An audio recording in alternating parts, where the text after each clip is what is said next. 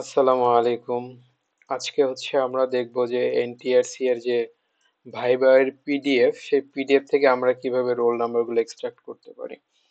কারণ এখানে খেয়াল করেন, আমাদের এই যে রোল নাম্বারগুলোর সাথে কিন্তু এক্সট্রা যে কলামগুলো আছে, এরপরেও এখানে প্রত্যেকটা পেজে এই এক্সট্রা যে ইনফোগুলো আছে, এগুলোর বাদ দিয়ে আমরা শুধুমাত্র এই রোল নাম্বারগুলোকে একটা ফাইলে সেভ করব।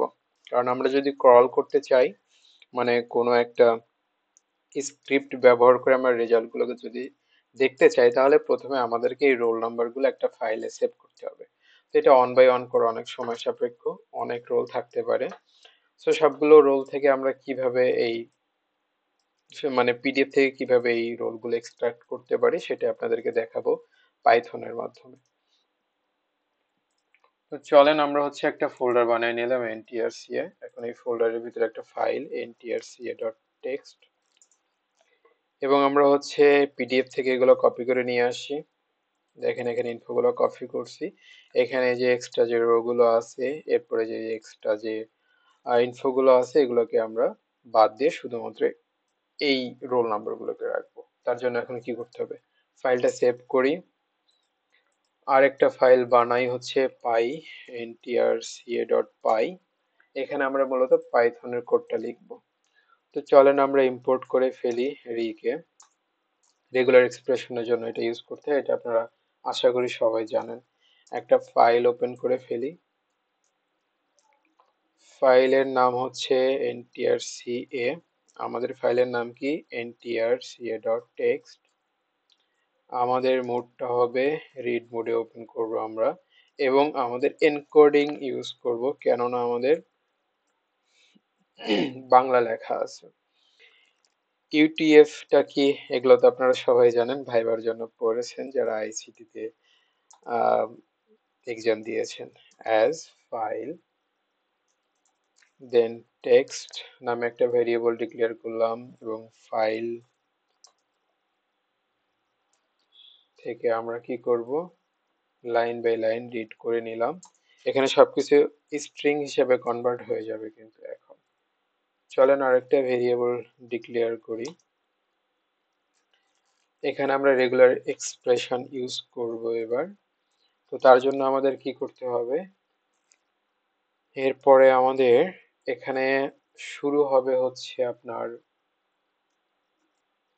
452 দিয়ে, এবং এর পরে থাকবে আপনার 6টা, মানে টোটাল 9টা। আমাদের রোল নাম্বার 9 ডিজিটের, সো 6 এবং 452 এই 3, টোটাল হয়ে গেল 9টা। বি কমা টেক্সট ভ্যারিয়েবলটা দিয়ে দিলাম এখানে। Okay fine. আরেকটা ফাইল আমাদের লাগবে, আউটপুট ফাইল, যেটাতে আউটপুট সেভ হবে। ntrca ফোল্ডারের ভিতরে একটা আউটপুট ফোল্ডার ক্রিয়েট করি, ডট টেক্সট। একে আমরা রাইট মোডে ওপেন করব।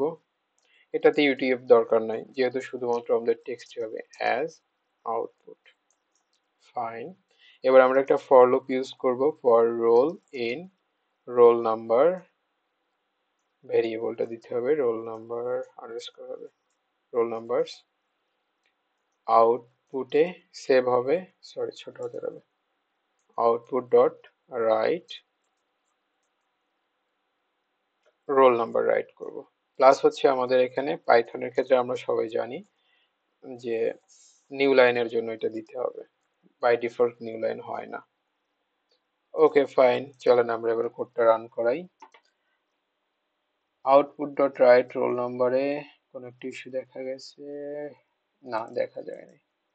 দেখেন হয়ে গেল। এখানে খুব সহজে কিন্তু আমরা রোল নাম্বারগুলো এক্সট্রাক্ট করে ফেললাম।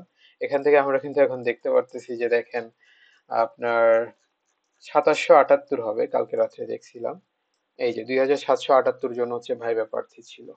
তো এই খুব সহজে আপনারা পাইথন স্ক্রিপ্ট ব্যবহার করে যে কোনো প্রয়োজনীয় ডকুমেন্ট থেকে আপনাদের কাঙ্ক্ষিত ফলাফলগুলোকে আলাদা করতে পারবেন। এটা শুধুমাত্র এনটিআরসি এর জন্য না, বাট কালকে যেহেতু আমি এনটিআরসি এর উদ্দেশ্যে এটা করছিলাম, এই জন্য কয়েকজন আমার কাছে পাইথনের এই কোডের বিষয়ে জানতে চেয়েছিলেন, এজন্য আর কি কোডটা লিখে দেখিয়ে দিলাম যে কিভাবে কাজ করতে হয়। তা আমার জন্য সবাই দোয়া করবেন। আসসালামু আলাইকুম।